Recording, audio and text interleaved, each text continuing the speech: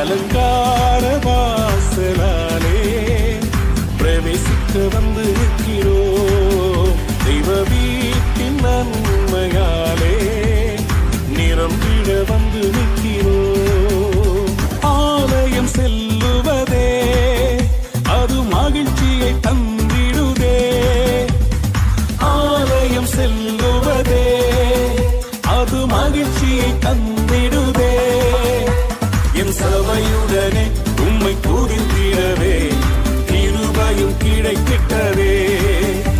என் சபையுடனே உம்மை துதித்திடவே கிருபையும் கிடைத்திட்டதே. Come on everybody.